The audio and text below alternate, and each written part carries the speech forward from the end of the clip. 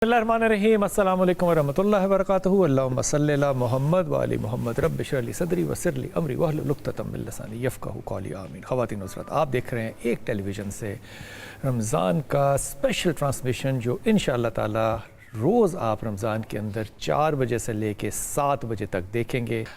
हमेशा की तरह इंतहाई मोहतरम डॉक्टर सैयद ज़ियाउल्लाह शाह बुखारी साहब हमारे साथ। अस्सलाम वालेकुम। और इंतहाई मोहतरम अमेरिका से आए हुए, ये तारुफ ये बनता है इनका कि अमेरिका से आए हुए हमारे मेहमान जो हैं हशाम इलाही ज़हीर भाई, अस्सलाम वालेकुम। वालेकुम अस्सलाम। अल्लाह का आज भी शक था क्योंकि सोशल पेजेस के ऊपर आपकी अमेरिका की ही अभी तक कॉन्फ्रेंस नहीं, मैं पिछले जुम्मे आ चुका था। पिछले जुम्मे मैंने आके कैसा रहा? बहुत अच्छा रहा, अल्लाह के कामयाब रहा अल्हम्दुलिल्लाह माशाअल्लाह ताला। और इंतहाई मोहतरम अल्लामा हुसैन अकबर भाई हमारे साथ हैं। अल्लामा साहब अस्सलाम वालेकुम, खैरियत से हैं आप लोग? अल्हम्दुलिल्लाह। हशाम भाई, मैं हज़रत की बात को बिल्कुल दुरुस्त मानते हुए ये बात जो है ना वो आगे लेके जा रहा हूँ कि अल्लाह चाहता है कि हमें एहसास हो उनका जिनके पास नहीं है।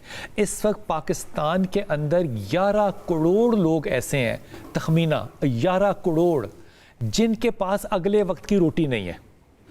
पाकिस्तान में 54% बच्चों में से बच्चे ऐसे हैं जो कि मेल न्यूट्रिशन है, यानी कि वो ना खाने की वजह से पूरे ग्रो नहीं कर सकते।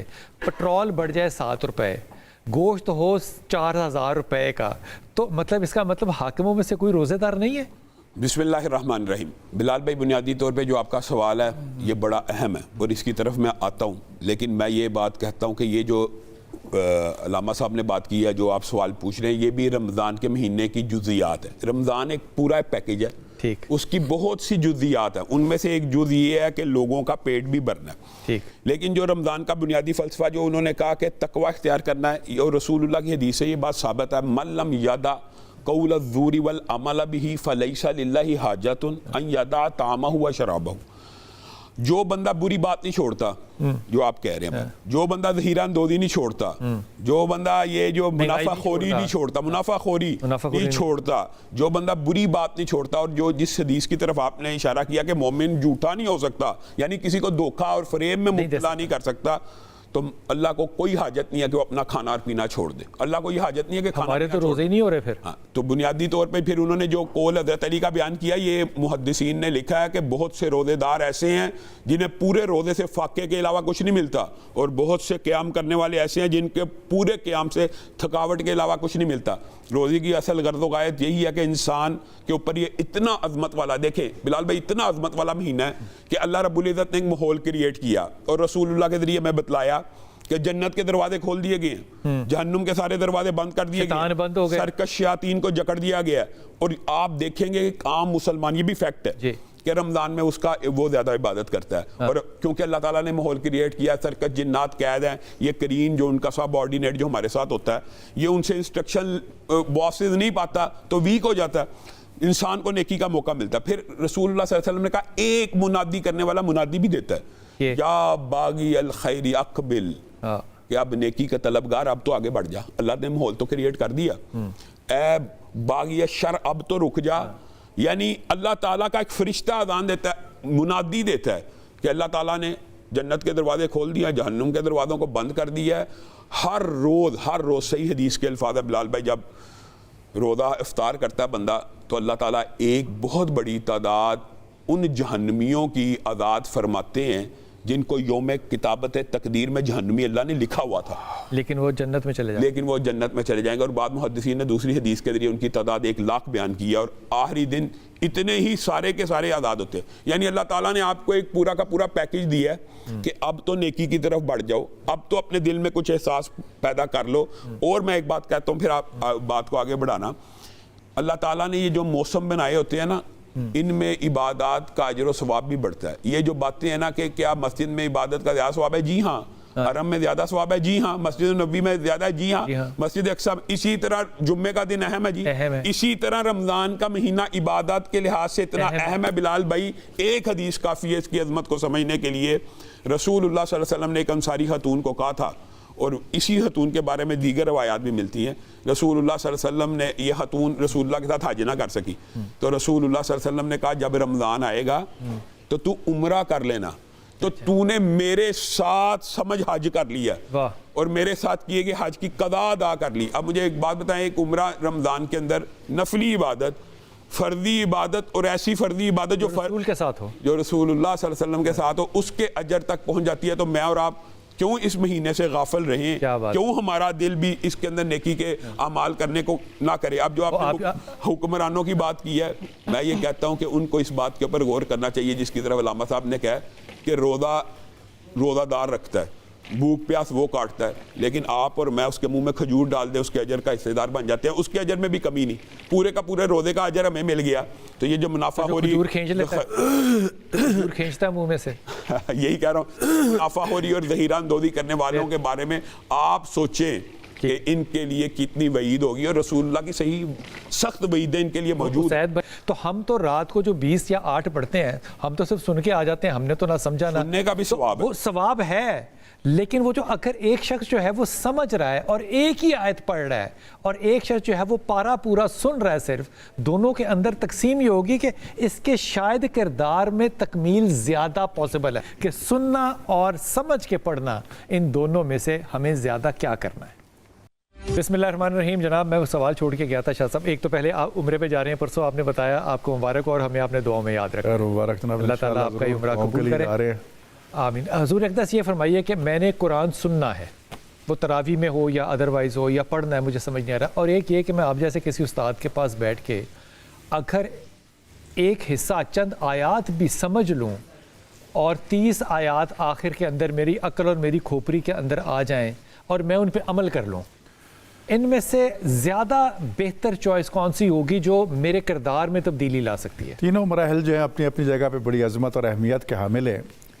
قرآن کریم کی تلاوت کے حوالے سے قرآن کریم خود ارشاد فرما رہا ہے کہ جب قرآن پڑھا جا رہا ہو تو پورے غور سے خاموشی کے ساتھ سنیے, ادب کے ساتھ احترام. تو گویا کہ پڑھنا اپنی جگہ پہ عبادت, دیکھنا اپنی جگہ پر عبادت, سننا اپنی جگہ پر عبادت. میں تو کہتا ہوں سوچنا بھی عبادت ہے. حضور اقدس, ہم آپ کو نہیں لگتا کہ ثواب کے معاملے میں ہمیں پتہ ہے کہ 30 نیکیاں کتنی ہوتی ہیں, 100 کتنی ہوتی ہیں, 70 کتنی ہوتی ہیں, 80 کتنی, ان سارے معاملات نے ہمیں وہ فہم اور ادراک سے دور کر دیا. بلال بھائی, بنیادی طور کے اوپر جو علامہ صاحب نے بات کی ہے, میں اسی کو سیکنڈ بھی کرتا ہوں اور آگے ایک بات عام فہم سمجھاتا ہوں. قرآن پاک کو پڑھنا غور و فکر سے ہی چاہیے. قرآن کتاب ہدایت ہے. اللہ رب العزت نے ایک لیٹر مجھے اور آپ کو لکھا ہے, ایک پیغام دیا ہے. دکھ اور افسوس کی بات ہے, آپ نے پوری زندگی وہ کھول کے پڑھا ہی نہیں کہ اللہ ہم سے چاہتا کیا ہے. آپ کی ماں یا آپ کا باپ یا میرا باپ باہر سے ہمیں لیٹر لکھے, چاہے وہ انگریزی میں ہو, فرینچ میں ہو, میں دعوے سے کہتا ہوں وہ گھر میں ہم اس کو طاق میں نہیں رکھیں گے, کسی ٹرانسلیٹر کے پاس لے کے جائیں گے کہ یار میرے باپ نے مجھے کیا لکھا. وہ آغا جی آپ نے غلطیاں کی ہیں نا, آپ کہتے ہیں کہ اس کو ثواب اور اجر ہوگا, تو ہم کہتے ہیں ثواب اور اجر لے لیتے ہیں. اچھا, اب میں اس کی ایک اگلی بات یہ کہنا چاہتا ہوں, لیکن یہ سمجھنا کہ اس کو خالی پڑھنا ایسے ہے جیسے معاذ اللہ فرینچ میں گالیاں نکالنا, یہ بھی نہیں, ایسا نہیں. الف لام میم 3 حرف ہیں, 30 نیکیاں جس کی طرف آپ اشارہ کریں. الف لام میم کی ٹرانسلیشن کیا ہے بتائیے, کسی کو نہیں پتا, لیکن اس کا مطلب ہے اس کے اوپر نیکیاں ہیں. یہ کتاب ثواب بھی ہے, اصل یہ کتاب ہدایت ہے, لیکن یہ کتاب ثواب بھی ہے اور کتاب شفا بھی ہے. اگلی بات لوگ یہ کرتے ہیں کہ بے شک قرآن تدبر فہم کے لیے آیا, لیکن یار آپ مولویوں نے اس کو پڑھ پڑھ کے پھونکنا شروع کر دیا اور دم کی کتاب بنا. یہ جو اعتراض ہے یہ مختلف مراتب ہے. وَنُنَزِّلُ مِنَ الْقُرْآنِ مَا هُوَ شِفَا, کتاب شفا بھی ہے, کتاب ثواب بھی ہے, کتاب ہدایت بھی ہے. لیکن آپ جو بات کہہ رہے ہیں اصل مقصد سمجھنا اور غور و فکر اللہ کا پیغام لینا ہے. لیکن یہ کہنا کہ جو بندہ قیام, دیکھیں ابھی انہوں نے حدیث پڑھی ہے, من قام رمضان ایمانا واحتسابا غفر له ما تقدم من ذنبه, جو صرف رمضان کی ان 30 راتوں میں قیام کر لے اور سن لے, صرف 8 رکعت یا 20 جو پڑھتے ہیں وہ پڑھ لیں, تو پورے پچھلے گناہ معاف ہیں. اور اسی پر بس نہیں ہے, صرف جو لیلۃ القدر ایک رات میں کھڑا ہو کے سن لے, صرف ایک رات میں کھڑا ہو کے سن سارے پچھلے سارے گناہ معاف ہو گئے. اس کا مطلب پیچھے جو اس نے ساری چوری کی, جو اس نے ذخیرہ اندوزی کی, جو اس نے غریبوں کا حق مارا, جو اس نے بہنوں کی جائیداد میں حصہ نہیں دیا, یہ سارے معاف ہو گئے. اب اگلا سال شروع. لال بھائی صغیرہ گناہ معاف ہوتے ہیں, کبائر تو توبہ سے معاف ہوتے ہیں. اس میں حقوق الگ سے, حقوق معاف نہیں, کبائر تو توبہ سے معاف نہ کریں. حقوق معاف نہیں ہوتے, حقوق جب تک ادا نہیں کریں گا اس وقت تک معاف نہیں ہوں گے. بے شک میدان عرفہ میں موجود ہے, قیمتیں بڑھائیں یا کسی کا حق تو مارا ہے نا. میں عرض کر دیتا ہوں, آپ کی طرف ترجمانی کر دیتا ہوں انشاءاللہ. عرض یہ ہے کہ پہلی بات جو بھی آپ نے ارشاد فرمایا کہ تلاوت کرنا سننا, جس پہ دونوں علامہ شام صاحب نے اور علامہ مسن اکبر صاحب نے فرمایا, یہ قرآن پاک کی آیت مبارکہ سورہ الجمعہ کی دوسری, اس میں اللہ تعالیٰ نے ان ساری چیزوں کی جو تاثیر اس کو خود بیان فرمایا. والذی بعث فی الامیین رسولا منہم یتلو علیہم آیاتہ. جی اس پہ تو اعتراض ہی نہیں. نہیں مجھے اب عرض کرنے نہیں ابھی آپ نے فرمایا کہ آپ نے تلاوت کے لگا دیا، یہ تو اللہ نے لگایا، یہ رسول اللہ کو اسوہ حسنہ ہے. نہیں، اس کے اثرات ہیں، اس کی تاثیر اسے تلاوت کی. صرف تلاوت کرنے سے انقلاب آتے ہیں. اس لیے پاکستان میں کوئی قرآن میں عرض کرتا ہوں صحیح ہم نے نہیں واقعتاً پڑھا جتنا پڑھنا چاہیے تھا. یقیناً ہم سے کچھ کمی ہے، ہم سے کمی ہے، کوتاہی ہے. قرآن میں اللہ نے انقلاب کے 4 مراحل بیان فرمایا. اس میں پہلا مرحلہ یہ تھا یتلو علیہم آیاتہ، دوسرا تھا یزکیہم، تیسرا تھا ویعلمہم الکتاب، پھر والحکمہ. تو بہرکیف جو تلاوت ہے یہ اس کی اہمیت اپنی جگہ پہ ہے، اس سے ہمیں کبھی انکار نہیں کرنا چاہیے. ماہ رمضان خاص طور پر واقعتاً تلاوت قرآن کا ہے مہینہ، اور نبی پاک صلی اللہ علیہ وسلم واقعتاً تلاوت کرتے تھے، کثرت سے کرتے تھے. جبریل امین علیہ السلام کے ساتھ مل کر پورے قرآن نبی پاک تلاوت فرماتے، جبریل سنتے، ایک پھر جبریل تلاوت کرتے، نبی پاک سنتے. سوال چھوڑ کے جا رہا ہوں، اب جی سوال چھوڑ کے جا رہا ہوں، کیا بنگلہ دیش میں قرآن ہم سے بہتر پڑھا جاتا ہے؟ بسم اللہ الرحمن الرحیم. جناب گفتگو جو ہے وہ اس پیرائے میں ہو رہی ہے کہ جو تاثیر ہے قرآن کی وہ کیسے زیادہ حاصل کی جا سکتی ہے، تاکہ جب آج 29 یا 30 دن کے بعد ہم یہاں پر بیٹھیں تو جو حاصل رمضان کی ہم بات کریں گے ہمیں سمجھ میں آئے کہ ثواب کے علاوہ ہم نے حاصل کیا کیا ہے. بسم اللہ الرحمن الرحیم. بلال بھائی بنیادی طور کے اوپر یہ جو آپ نے سوال کیا یہ بڑا اہم ہے. قرآن پاک کو کی تاثیر بہرحال حاصل ہوگی تو ترجمے کے ساتھ، فہم کے ساتھ، سوچ سمجھ کے. اگر آپ اپنی تلاوت کی مختلف تقسیم کرتے ہیں، مطلب احادیث ہیں، رسول اللہ صلی اللہ علیہ وسلم نے فرمایا جو بندہ ایک رات میں 1000 آیات کا قیام کرے اس کے لیے ایک ایسا خزانہ لکھا جاتا ہے کہ جس کی کوئی مثال نہیں. اس کا مطلب یہ وہ 1000 آیات کا میں آپ کو ایک عام فہم اس کا بتاتا ہوں. صرف 29واں اور 30واں پارہ انسان اگر 2 رکعتوں میں پڑھ لینا تو پوری 1000 آیات بن جاتی ہے. یہ آپ پڑھ لیں ثواب کے لیے، یعنی دونوں کام کرنے ہیں جیسے تینوں تک. اب آپ ایک پارہ کھولیں، آپ کے میں نے جتنا اللہ تعالیٰ نے اب مجھے یہ وقت دیا ہے 2 گھنٹے 3 گھنٹے، اب میں نے صرف تدبر کرنا، اب میں نے صرف غور و فکر کرنا ہے. پھر آپ وہ 2 گھنٹے اس میں لگا لیں. وہ جو 29واں 30واں پارہ ہے نا وہ 45 منٹ میں جو شروع میں پڑھیں گے وہ 45 منٹ میں پڑھ لیں گے، ورنہ عام جو تیز پڑھتا ہے وہ 30 منٹ میں پڑھ سکتا ہے. اب آپ 2 گھنٹے تدبر کے اوپر لگا لیں تو آپ قرآن پاک سے فہم بھی حاصل کر لیں گے.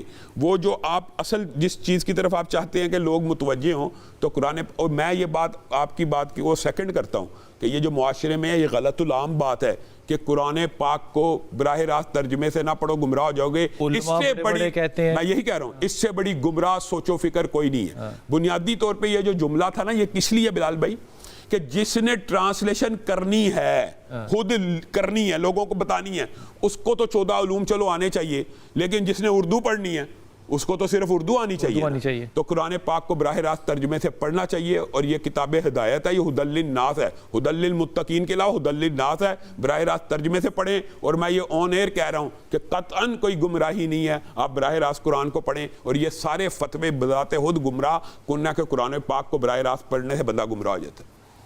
ایک تو یہ بڑی تسلی کرا دی انہوں نے ان لوگوں کی، ظاہر ہمیں اندازہ تھا ان لوگوں کی. شاہ جی جب فلسطین کا جھگڑا ہو رہا تھا، سیریا کے اندر آپ دیکھیں سب جب جھگڑے ہو رہے ہوتے ہیں تو ہم کہتے ہیں آئیں دعا کریں. میں یہ نہیں کہہ رہا دعا نہیں کرنی، نہ میں یہ کہہ رہا ہوں کہ دعا کرنے کا اثر نہیں ہے. میں کہہ رہا ہوں کہ سارے لوگ جو ہیں وہ عملی کردار سازی دکھانے میں مسلمان بحیثیت امہ ناکام ہو گئے ہیں. اس کی کوئی تو وجہ ہوگی نا کہ ثواب اور اجر تو مل رہا ہے، ملے گا بھی، آئندہ بھی ملے گا، دیکھنے سے سوچنے سے بھی ملے گا، لیکن وہ عملی وہ جو اسباب ہے وہ کہاں گئی؟ دیکھیں ہر ایک کی ذمہ داریاں متعین کر دی گئی ہیں. ایک بندہ جو ہے وہ کسی کو عملی طور پر فائدہ نہیں پہنچا سکتا، دعا تو کر سکتا ہے نا. جی تو خداوند متعال نے دعا کا جو عظمت بیان فرمائی، اصلاح الانبیاء کہا اس کو. تو دعا یقیناً خدا نے یہ بھی کہا کہ اللہ تعالیٰ کو پکارو گے. علامہ صاحب نے کیسی بات کی ہے، جو بندہ نہیں براہ راست مدد کر سکتا ان کے لیے دعا تو کر سکتا ہے نا. اور دیکھیے ہمارے ہاں یہ موجود ہے کہ اگر آپ کے ساتھ پاس ایک بندہ مومن اپنی حاجت لے کے آتا ہے، سارے ملک کو مظلوم بنا دیا. نہیں مظلوم ہم تو ہیں مظلوم، جو حال ہے ہمارا. جب بھی کوئی بندہ آپ کو حاجت لے کے آتا ہے تو حکم یہ ہے کہ سب سے پہلے تو اس کے حق میں دعا کرو. دوسرا مرحلہ آتا ہے فوراً اٹھ کے کھڑے ہو جاؤ، چل پڑو اس کے ساتھ. چلنے پھرنے کی عظمت کیا ہے اس کی؟ حالانکہ احکام حج میں سے سب سے افضل ترین منسک حج جو ہے وہ صفا مروہ کی صحیح قرار دیا گیا ہے. لیکن فرمایا کہ ایک بندہ خدا کی حاجت روائی کے لیے آپ اس کی آواز پہ چل پڑتے ہیں تو آپ کا وہ چند قدم چل کے جانا صفا مروہ کی صحیح سے بھی افضل ہے. اگر یہ جو بھی آپ لوگ گفتگو فرما رہے ہیں، گفتگو پہ کوئی اعتراض نہیں ہے، لیکن ان ساری گفتگو سے یہ لگتا ہے کہ مسلمان بنیادی طور پہ آخرت کے لیے ہیں. ان کا دنیا کے اندر کوئی بہت ایکٹیو رول یا ہوگا نہیں یا ہے نہیں، یا یہ کرنا ہی نہیں چاہتے. بسم اللہ الرحمن الرحیم. اللہ تعالیٰ نے تو ہمیں جو دعائیں سکھائی ہیں نا، ان میں ایک جامع دعا ہے، ربنا آتنا فی الدنیا حسنہ وفی الآخرۃ حسنہ. ہمیں آخرت سے پہلے دنیا چاہیے، یہ اللہ تعالیٰ نے ہمیں خود سکھائی ہے. نبی کریم علیہ الصلوۃ کیسے چاہیے والسلام یہ بھی بتایا.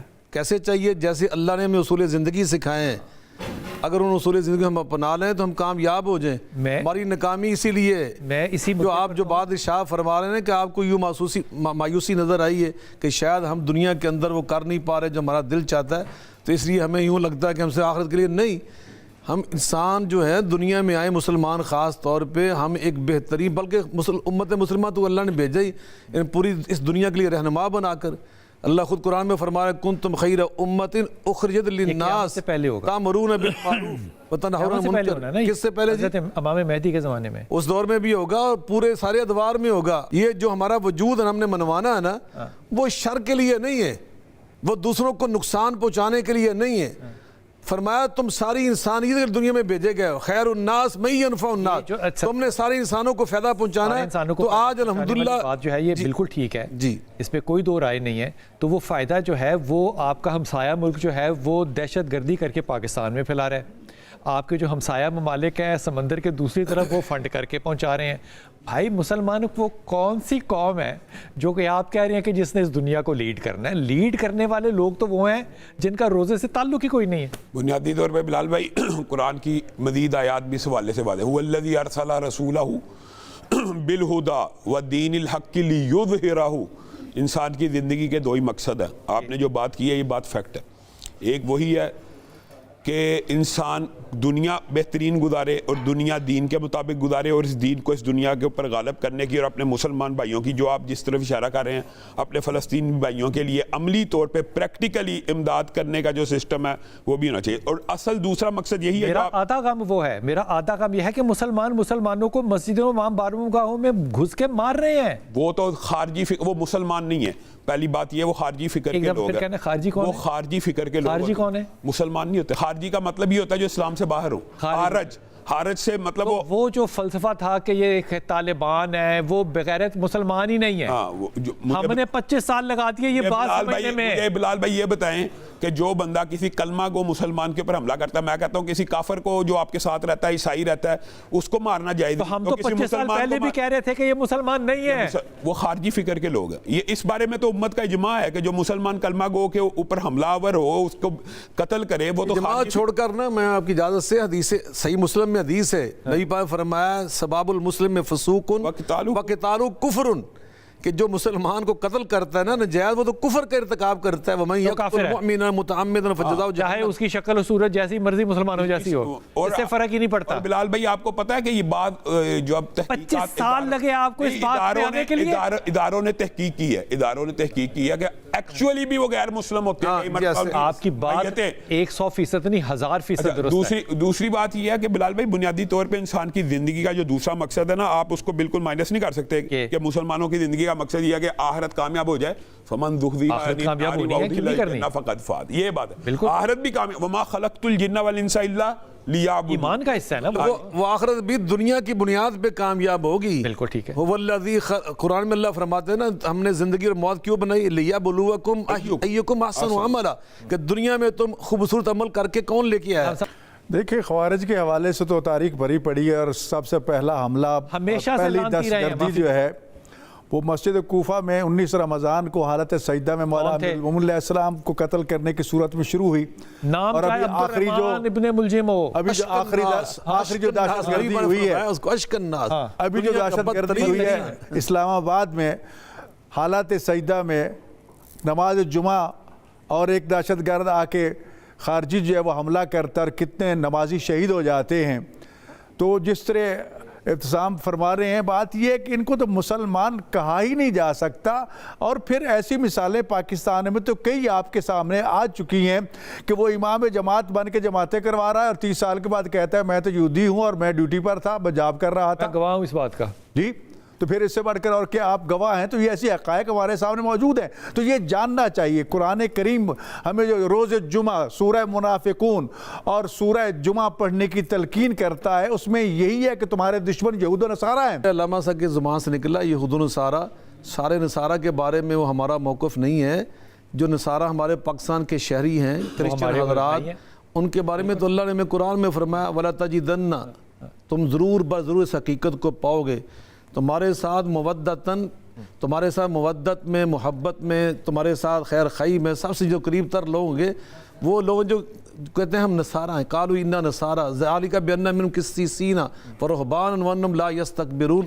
وہ مہذب نصارہ کو بھی چھوڑے، رسول اللہ کی ایک حدیث ہے، رسول اللہ کی ایک حدیث ہے، اس لیے ہمارا جو ہمارا 1800 والا علماء کا تھا نا پیغام پاکستان، اس کے اندر ہم نے بڑا واضح لکھا ہوا ہے جو یہاں پہ غیر مسلم آباد ہیں جو پاکستان کے وفادار ہیں، وہ پاکستان کے وفادار ہیں۔ وہ بلال بھائی رسول اللہ صلی اللہ علیہ وسلم کی ایک حدیث ہے متعہد کے بارے میں، یہ جن کے بارے میں کہہ رہے ہیں کہ جس نے کسی متعہد کو یعنی من قتل موحدا جس نے اپنے ساتھ رہنے والے عیسائی کو، ایگریمنٹ والا، سکھ کو جو آپ کے ساتھ رہ رہے ہیں، کوئی نقصان پہنچایا، تکلیف دی، جنت خوشبو نہیں پائے گا۔ نہیں، اگلی بات یہ ہے رسول اللہ صلی اللہ علیہ وسلم نے کہا میں قیامت کے دن ان کا وکیل ہوں، اس کی طرف سے مقدمہ لڑوں گا۔ وہ حدیث کے الفاظ من کلف موحدا فوق اس کا مطلب یہ ہے کہ اسلام میں تو میں آج ایک اور پیغام بھی دینا چاہتا ہوں، آپ کی بات بھی درست ہے، لیکن دوسری بات میں ان کے ذریعے سے یہ پیغام بھی ان کی موجودگی کا فائدہ اٹھاتے ہوئے، ہماری معاشرے میں اس وقت تو فرقہ واریت موجود ہی نہیں تھی، کیوں جی آئی تھی؟ کوئی فرقہ واریت نہیں تھی، تو یہ باضابطہ طور پہ امام بارگاہ کے اوپر حملہ کرنا فرقہ واریت کو ایک چنگاری کے طور کے اوپر پیش کرنے کی بھی یہ بھی دوسرے اینگل بھی بڑی بات ہے کہ وہاں نماز جنازہ میں ہر طرح کا چلے یہ بھی چھوڑے، فرقہ واریت تو معاشرے میں اس ٹائم ایگزسٹ ہی نہیں تھی کر رہی، تو ان کے طبقہ فکر کو بھی یہ بات سوچنی چاہیے کہ یہ سازش ہے، یہ بیرونی سازش ہے، اور یہ ان کو بھی یہ سمجھتا ہے۔ اور میں یہاں پر طرف سے کوئی جو بھی رد عمل آیا وہ یہی اب ہمارے ان شہداء اور زخمیوں کی عیادت کے لیے ہمارے اہل حدیث دوست دوسرے مسالک لائنیں لگا کے کھڑے ہیں، خون لے لیجیے، وہاں پر جو خون دینے والے تھے نا شکریہ ادا کیا اور ہمارے ساتھ کھڑے، ہم نے قتل ان کو یہ نہیں کہا کہ آپ ان میں سے شامل ہیں۔